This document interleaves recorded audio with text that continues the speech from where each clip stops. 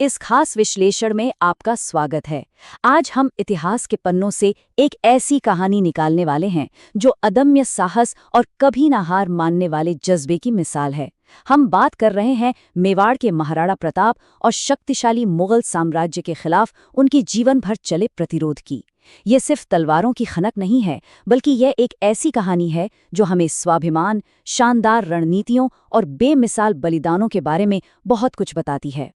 तो चलिए गहराई से समझते हैं कि आखिर कैसे एक छोटी सी सेना ने बेहतरीन रणनीति, बेजोड़ वास्तुकला और अकल्पनीय बलिदान के दम पर उस दौर की सबसे बड़ी सत्ता को सीधी चुनौती दी। मुगलों को मेवाड़ और आदिवासियों ने कैसे रोका, यही हमारे आज के इस विश्लेषण का मुख्य आधार है। ये कोई आम लड़ाई नहीं थी, यह एक ऐसा टकराव था जहां मुट्ठी भर लोगों की इच्छा शक्ति एक पूरे साम्राज्य से टकरा गई थी। भाग एक किंवदंती का जन्म और अजेयगढ़। महाराणा प्रताप की इस कहानी को पूरी तरह से समझने के लिए हमें शुरुआत करनी होगी उनके जन्मस्थान से, मेवाड़ के कुंभलगढ़ किले से।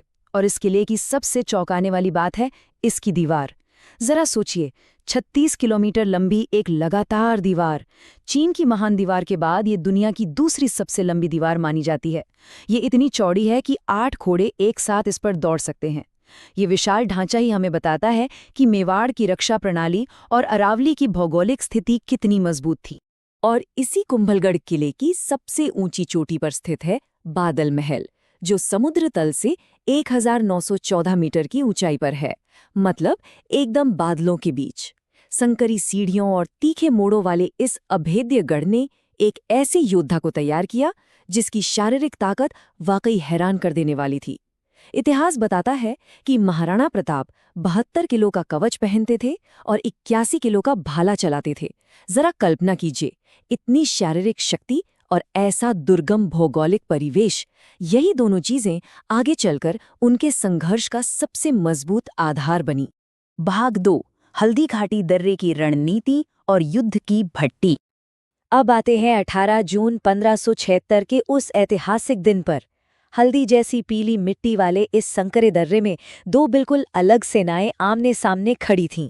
एक तरफ आमेर के मानसिंह के नेतृत्व में मुगलों की एक विशाल फौज थी, जिसके पास भारी घुड़सवार सेना और बेहिसाब ताकत थी, और दूसरी तरफ संख्या में बहुत कम मेवाड़ी सैनिक। लेकिन महाराणा प्रताप की रणनीति एकदम सटीक थी। उन्होंने अपनी कम संख्या की भरपाई इस संकरे पहाड़ी इलाके और गुरिल्ला रणनीति से कर दी।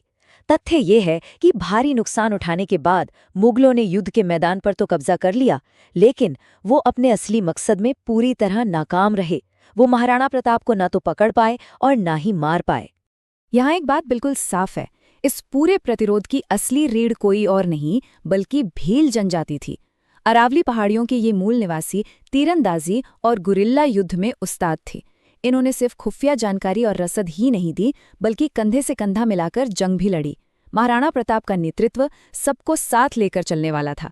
भील उन्हें बेहद प्यार से कीका यानी बेटा कहकर बुलाते थे, और प्रताप ने भी उनके नेता पुंजा को राणा की शाही उपाधि देकर बिल्कुल अपने बराबर बिठाया। ये एकजुटता ही मेवाड़ के टिके रहने की सबसे बड़ी वजह थी। भाग 3, सर्वोच्च बलिदान और जीवन से परे वफादारी।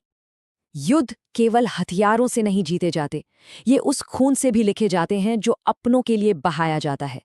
तो यहाँ सबसे अहम बात यह है कि नीले भूरे रंग के उस मारवाड़ी घोड़े चेतक का वो आखिरी बलिदान। युद्ध के एकदम चरम पर चेतक ने सीधा मुगल सेनापति मानसिंह के हाथी पर हमला कर दिया। इसी दौरान उसे हाथी के दांत से एक बहुत गहरी चोट लग गई, लेकिन अपने घायल स्वामी को दुश्मनों के घेरे से निकालने के लिए इस वीर घोड़े ने एक पहाड़ी नाले के ऊपर 22 से 26 फुट की वो ऐतिहासिक छलांग लगा दी। अपने स्वामी को सुरक्षित जगह पहुंचाने के बाद ही चेतक ने अपनी आखिरी सांस ली। उसी भयंकर घेरे में एक और ऐसा बलिदान हुआ जिसे भूलना नामुमकिन है। जब घायल प्रताप चारों तरफ से मुगलों से घिर चुके थे, तब उनके वफादार सेनापति झाला मानसिंह ने असीम चतुराई दिखाई। उन्होंने मेवाड़ का शाही मुकुट और राज्य चिन्ह खुद पहन लिया। इसका मकसद सिर्फ एक था, मुगल सेना का ध्यान भटकाना। मुगलों ने उन्हें ही प्रताप समझ लिया और उन पर टूट पड़े। इस अचूक लेकिन घातक चाल से प्रताप तो सुरक्षित निकल गए, लेकिन झालामान सिंह लड़ते लड़ते शहीद हो गए। और सबसे हैरानी की बात जानते हैं, ये कोई इकलौती घटना नहीं थी। जाला परिवार की ये एक ऐसी विरासत है जिसे सुनकर रोंगटे खड़े हो जाते हैं। लगातार 7 पीढ़ियों ने मेवाड़ के महाराणाओं की जान बचाने के लिए खुद को कुर्बान किया। 1527 में राणा सांगा को बचाने वाले झाला अज्जा से लेकर हल्दीघाटी के झालामान सिंह और आगे हरिदास झाला तक, मतलब एक ही परिवार द्वारा पीढ़ियों तक अपने राजा के लिए अपनी जान की बाजी लगा देना। दुनिया के इतिहास में ऐसा शायद ही कहीं और देखने को मिले।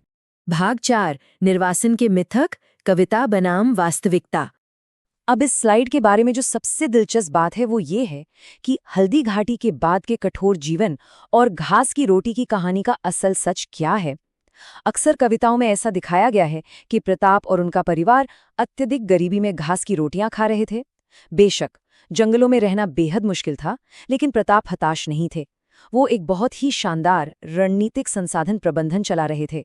उन्हें भामाशाह से भारी आर्थिक मदद मिल रही थी और भील जनजाति लगातार रसद पहुंचा रही थी। ये हताशा नहीं थी, ये एक सोची समझी रणनीति थी। कहा जाता है कि जब हालात सबसे ज्यादा मुश्किल थे, तब अकबर के दरबार से पृथ्वी सिंह ने प्रताप को एक पत्र लिखा। इसमें अकबर का एक ताना छिपा था कि अब इस राजपूत राजा की रगों में कैसा खून बाकी है। बस इन तीखे शब्दों ने प्रताप के स्वाभिमान को झकझोर कर रख दिया। उनके अंदर की आग फिर से सुलग उठी। जो भी थोड़ी बहुत निराशा थी वो खत्म हो गई और उन्होंने तय कर लिया कि हालात चाहे जो हो वो कभी घुटने नहीं टेकेंगे। भाग 5, विजयी पुनरुत्थान और मातृभूमि की वापसी। आइए आगे बढ़ते और देखते हैं कि ये सब कैसे जुड़ता है। हल्दी घाटी कोई अंत नहीं था। 1568 में जब चित्तौड़गढ़ का पतन हुआ और 30,000 नागरिकों की जान गई, तो वो एक बहुत बड़ा घाव था। लेकिन वहां से शुरू हुआ सफर 1576 के हल्दी घाटी के बचाव से होता हुआ आखिरकार 1582 के दिवेर युद्ध तक पहुंचा। दिवेर वो पल था जब प्रताप ने रक्षात्मक रवैया छोड़ दिया और सीधे तौर पर हमलावर हो गए। मशहूर इतिहासकार जेम्स टॉड ने 1582 के इस दिवेर युद्ध को मेवाड़ का मैराथन कहा था। और यह बिल्कुल सही भी है, क्योंकि यही वो टर्निंग पॉइंट था जहां महाराणा प्रताप की सेना ने, जिसका नेतृत्व अब उनके बहादुर बेटे अमर सिंह कर रहे थे, मुगलों के अजय होने का भ्रम हमेशा के लिए तोड़ दिया। ये एक ऐसा जबरदस्त पलटवार था जिसने मुगल साम्राज्य की नींव हिला दी।